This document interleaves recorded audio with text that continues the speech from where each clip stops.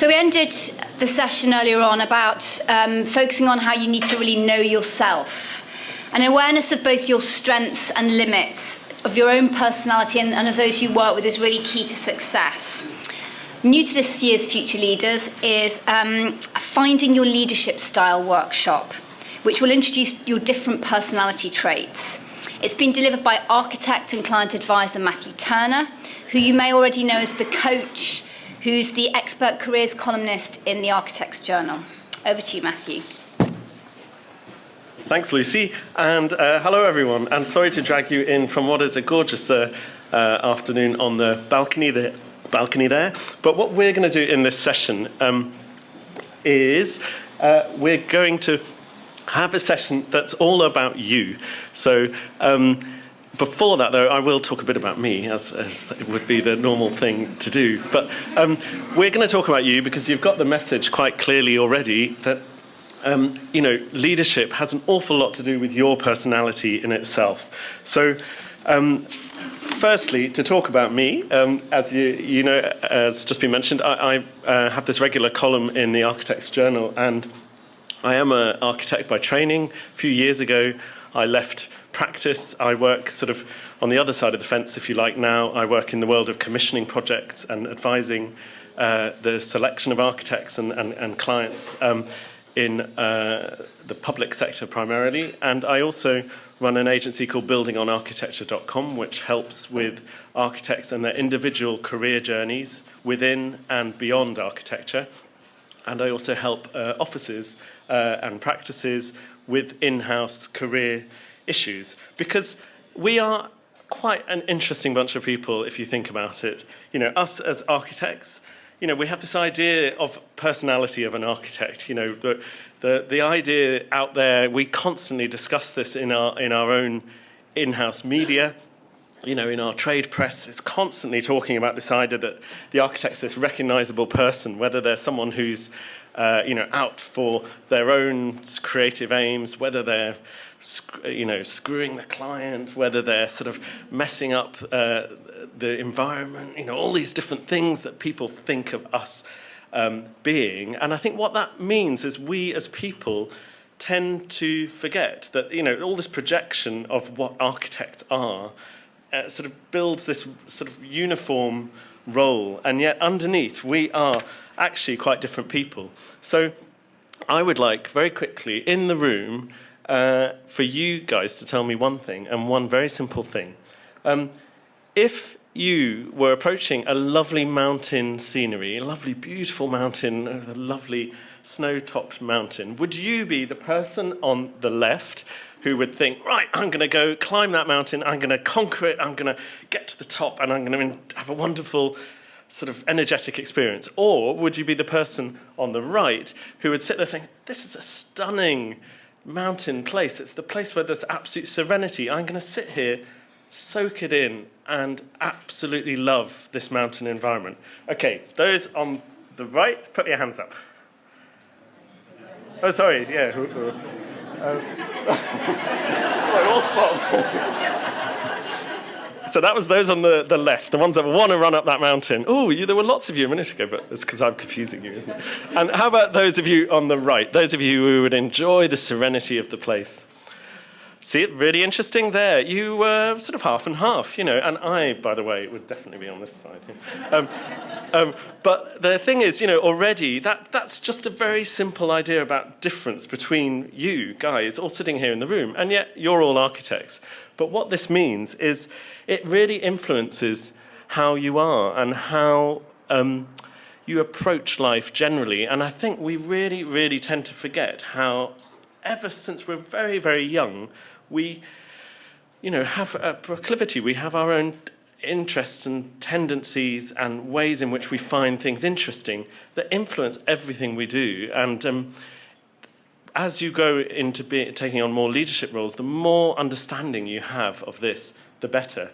So you can see, like these two kids, no one's telling them to have a different reaction to being hugged or being a huggy, but they are clearly, reacting in a very, very different way. Then it's not a fake thing. That's how they're reacting, because it's them.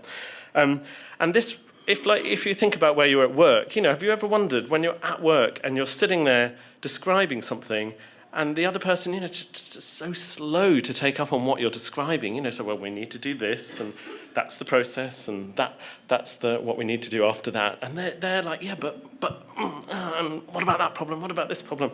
And, those kinds of things is quite often, it's not down to them being difficult or them being stupid. It's down to them having a different approach to that same quandary, the same question that you've got in your mind. So a lot of this is down to individual personality types, if you like. And, some personalities fit better with others, but we're all very much different types of personality.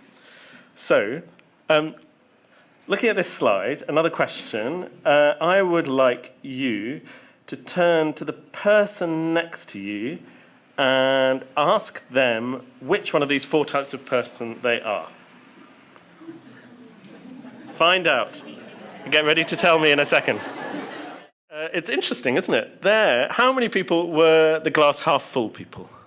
The person next to you was the glass half full person, sorry. How many is the glass half empty people? Fewer. How about this guy down here on the bottom, it's a bit indecisive? Quite a lot. And how about this guy over here, who I guess is completely understanding a different question? Oh, there's some of them in the room. Which is great, it's what's interesting about a process like that is, did some people think, well, actually, I'm a bit of that, but I'm also a bit of that? Yeah? Because that's the thing. Quite often, there's this idea of putting yourself in one category has complexities to it.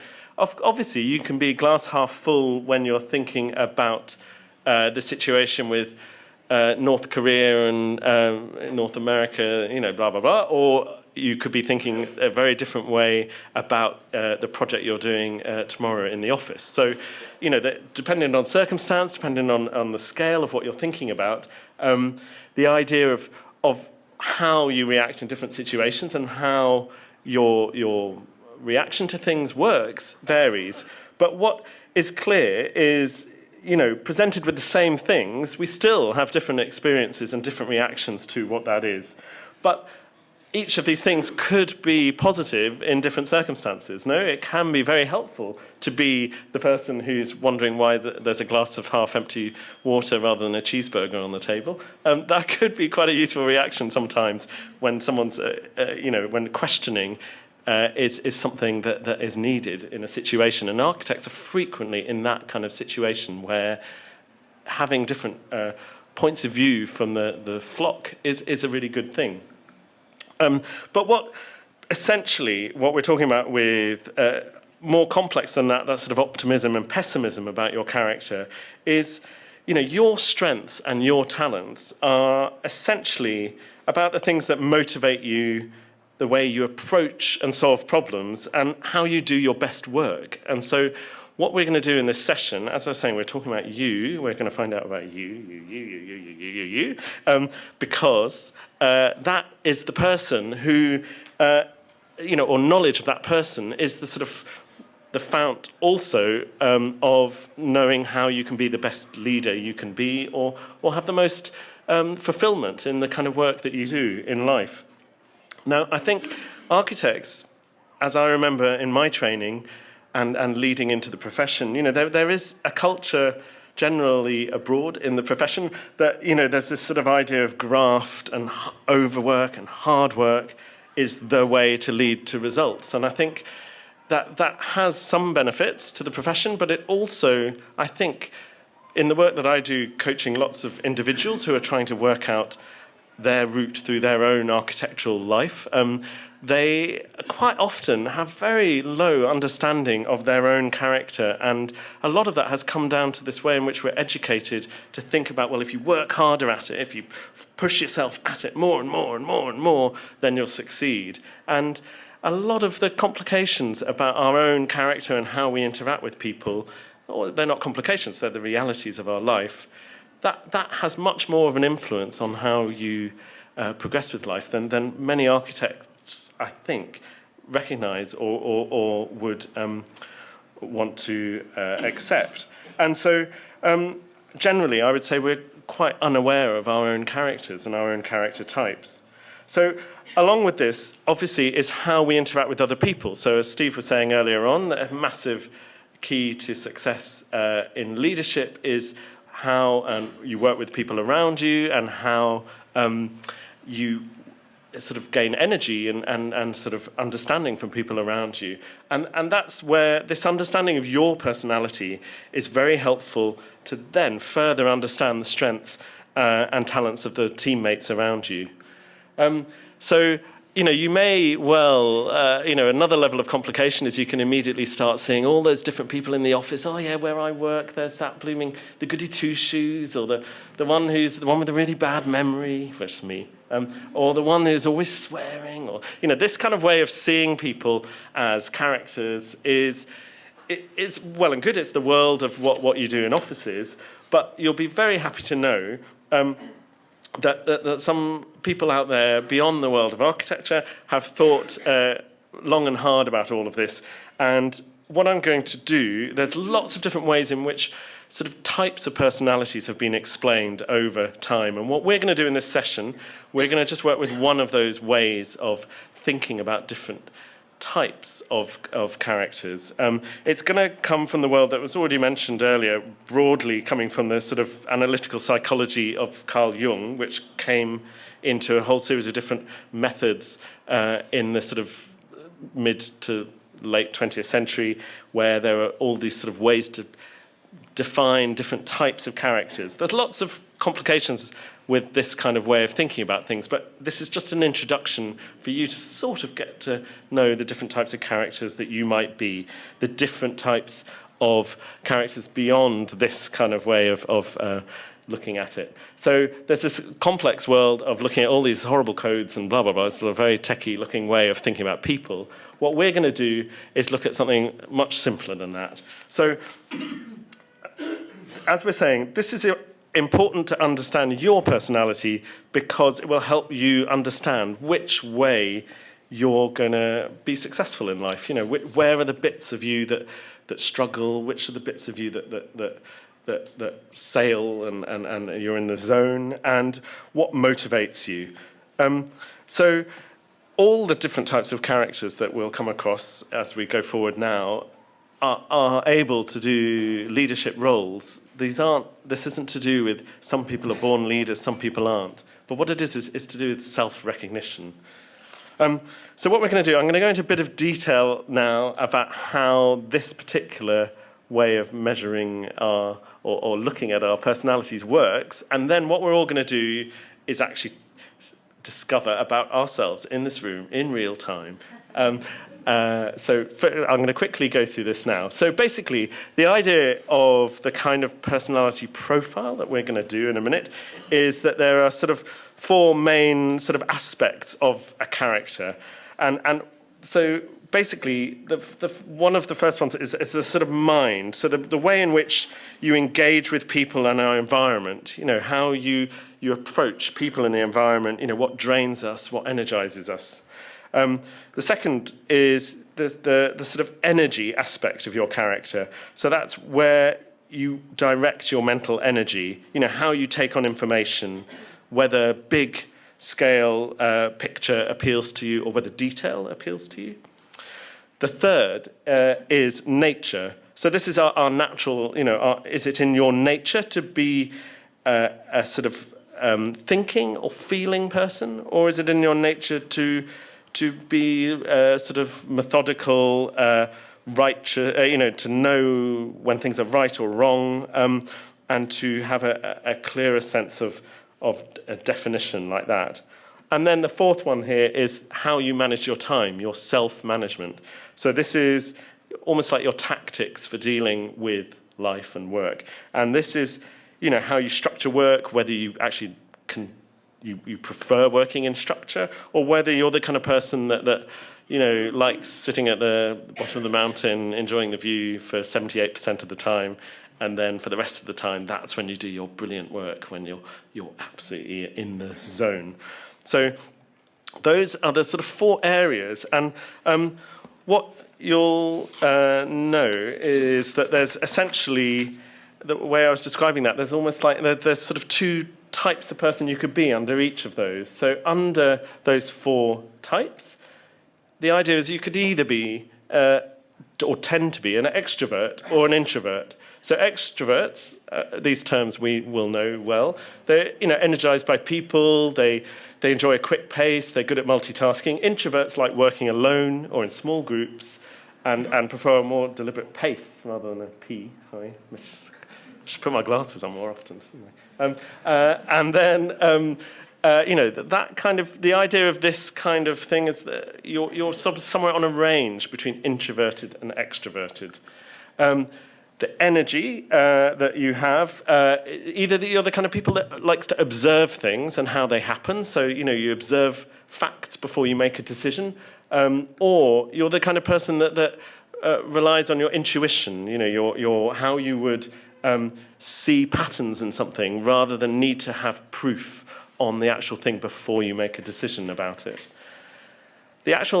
Your nature for approaching life, are you a thinker? So you base things on working through things logically and weighing pros and cons before you make a decision, or are you the kind of person who actually naturally uses your sensitive side and your cooperation to work out how others might be affected by the action you're making a decision on?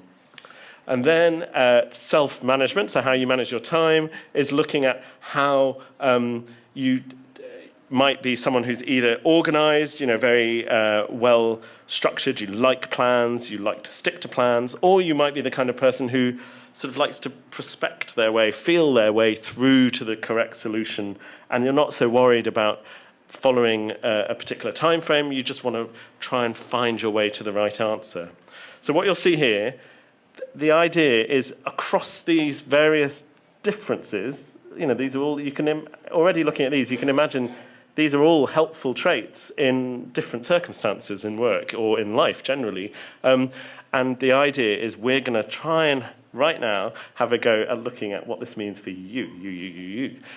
You can see each one of these has a letter applied to it. So there's a letter that appears, and then what we're going to do is look at how, in a particular type of personality, that might come out. So, but before we go into looking at ourselves, I would like you, if it's possible, to turn to someone right next to you. And if the person next to you is someone you work with, then could you please find someone behind you or in front of you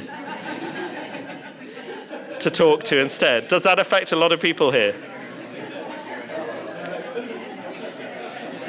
So please, everyone, be ready. Thinking of your boss. So this isn't thinking about you. This is thinking about the person that you work with.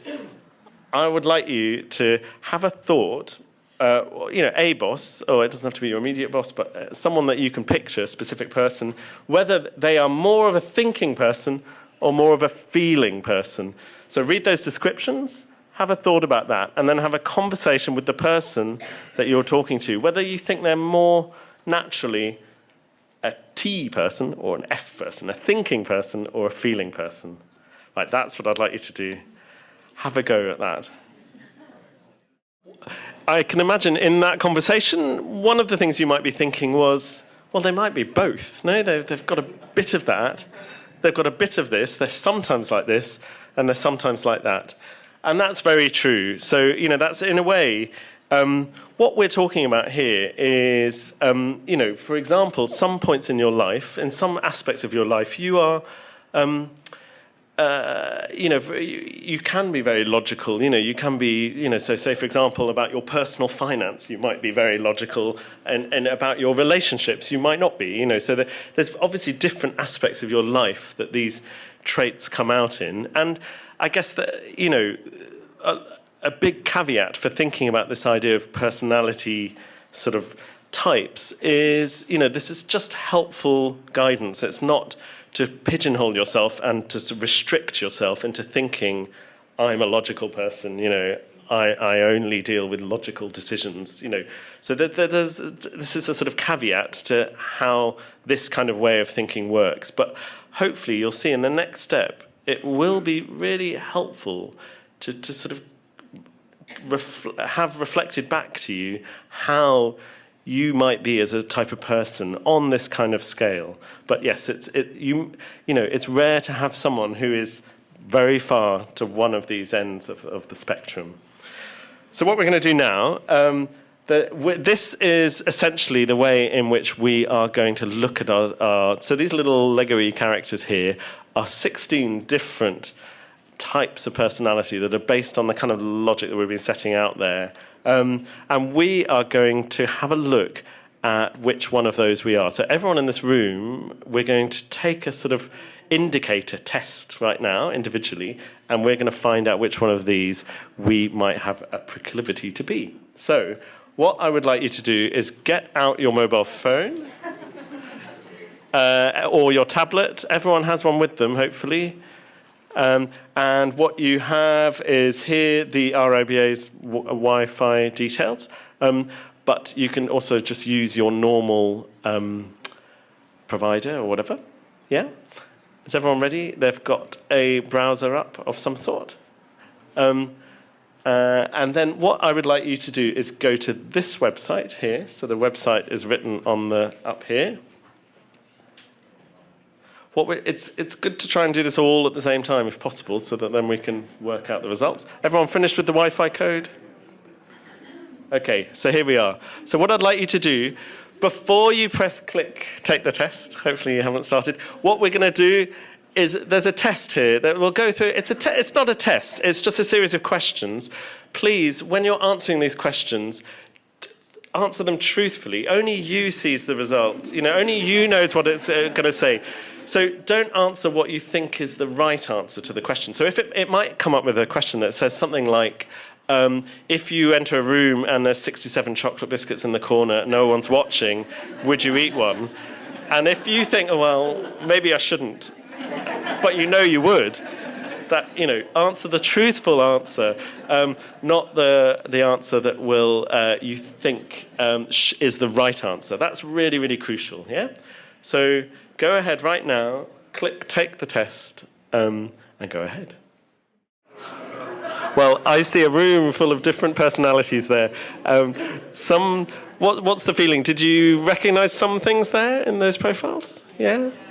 Did you see some things that you thought, that's not really me, a little less so? So that's great. You saw some things in there. It's very useful to have these things reflected back at you sometimes. And in that website there, it gives you a lot more detail about these various different character types, including how that might even affect things, being that kind of character type in different realms of your life. It's not just about your work life, it's about your, as you imagine, your personality and your approach to things has an effect across all different parts of your work life and wider life. Just to be, now you have that link there, you can dig around in that website based on your personality that you've just come up with, this indicator, and it's only an indicator, obviously. Just one thing I didn't mention earlier, just because we're doing this in quite a compressed time, is you'll see there's another letter at the end of the 4, so there's 4 letters, and then there's an additional letter at the end. And in this particular indicator here, that stands for assertive, meaning you're the kind of person that's even-tempered, confident, but you don't necessarily push yourself that hard. Or you're turbulent, odd word, but T, so it's an A or a T, which is the T people tend to be self-conscious, susceptible to stress, so you work under stress, but you tend to be success-driven and eager to improve. So all of the detail in that, somewhere in one of those questions you gave will have given the either or of those 2 letters at the end, and that's quite there's an explanation of why that all is in the depths of that website there, but hopefully that's a useful tool for you to understand a bit about how how different personalities are. And I'm not going to ask who in the room is which one of these, because this is all your own personality and we don't really have the time for it. But there are, although one of these personalities happens to be called architect, the one in the top corner, that obviously isn't what all architects should be. These terms are a bit odd to get used to. But essentially, every different type of character has great leadership potential, but what this session is about is just recognizing yourself and your character that bit more. We each type has our own strengths and challenges, and this can begin to indicate how, if you come across in a certain way, you may think that's the only way to come across, but it isn't. It's the way your personality and your type of person comes across, and other people take that in quite a different way. So this is all helpful sort of self-knowledge, really, which is one of the things that I think architects really can work on. It also helps you see your strengths and weaknesses, recognize which parts of the job you're good at. Again, back to the original thing about architecture as this sort of monolith of you go produce buildings, wham, bam, thank you, there's a project. As we know, the more we work in offices, the more that there's all sorts of different types of roles within architecture, and if you can marry the type of role you do in an office as you grow in seniority, the more to what your personality gets enjoyment out of, then the more success you will have at that. You play to your strengths and it will tend to reap benefits. So it's also very good to help with decision making in the future for you, and how you approach and make decisions. But also, obviously, a lot of this comes down to one of the themes that was raised earlier on, is working with others, because with the knowledge that you have of you, you understand a bit more about working with others. And that includes these kinds of things, helping communicate with other people. You can understand where, I've gone into offices where, say, for example, in recruitment, people recruit, or there can be blind spots when you recruit, where you only recruit people that you like, that you get on with. And quite often, that isn't the kind of set of skills that you necessarily need in your office.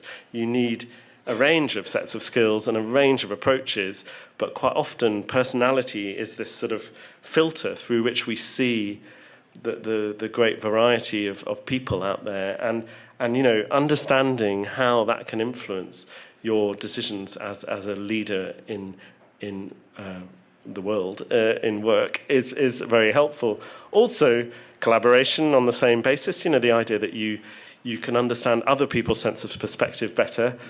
Difference is another thing that I guess, the idea, I sit often on interviewing panels for design teams, and I'm sitting there hearing architects present a project, and I'm sitting there thinking, that architect is presenting it from the point of view of that architect. But, the understanding that other people will be approaching things from a different point of view, that's on the sort of client and architect level, but also on a personality level, it's actually really important to understand that other people will see things from different perspectives from you.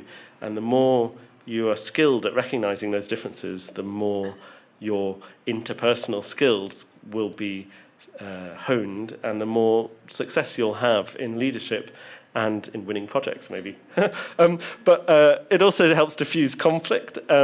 And, recognizing the strength, as was said with Steve earlier on, there's people, recognizing your team, the people in your team, and how they can develop and work more effectively is a key part of leadership. It's not all down to you, it's down to your team.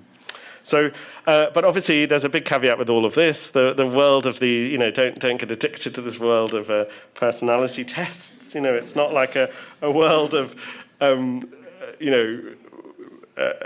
there's a lot of caution to be said about this. You shouldn't be limited by this kind of way of thinking, but it's just a way to begin to see the sort of aspects of your personality that perhaps you don't know.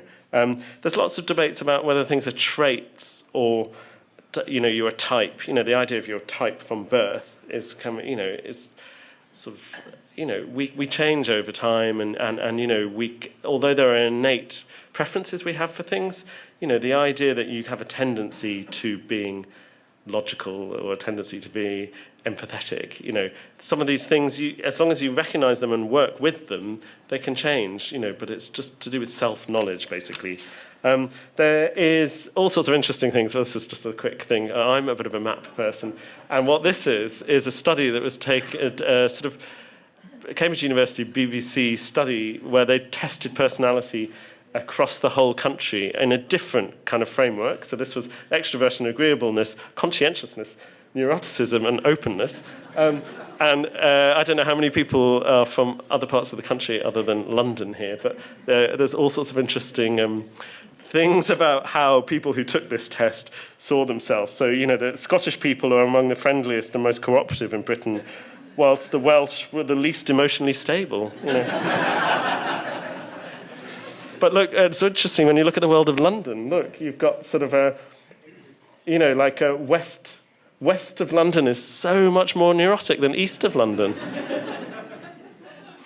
So, there's all sorts of interesting things you can start. If you start noticing personality and difference, there's all sorts of interesting things that come out.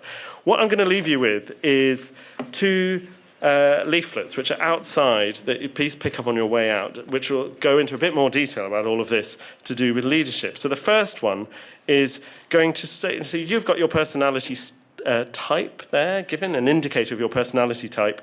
What I've got as a leaflet here is what kind of leader that might make you. So this goes into each of the 16 types and gives a sort of type of leader that might be. So here's an example here of one of the types, and this is what's described there, and this is a detail-oriented leader. I've got an example of someone that everyone in this room knows on the photo on the right here.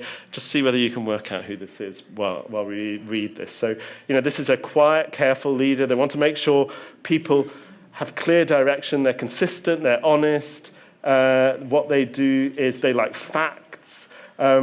They like, when making decisions in team, they will focus on facts and details. But what their possible struggles, and that's what on this leaflet, for each of the types, we go into the possible struggles, they can get caught up in the detail of the problem that they lose the big picture.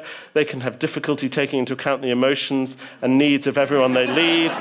Tactfulness and empathy can be a struggle.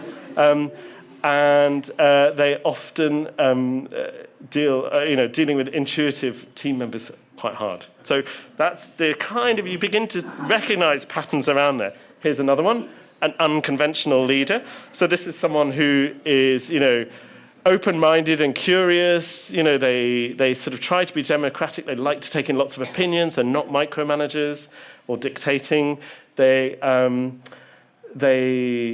love strategic thinking. They have strong vision. But what they struggle with is they tend to be incredibly autonomous. They tire of leadership that puts them with other people. They dislike bureaucracy and red tape. They get frustrated dealing with detail that others block their goal. So you begin to notice that those two people are quite extreme examples, you might say, of their character type. But what's interesting is you can begin to see how all different types of leaders exist, and it's sort of opening you up to a language of character types and what that might mean for your leadership future.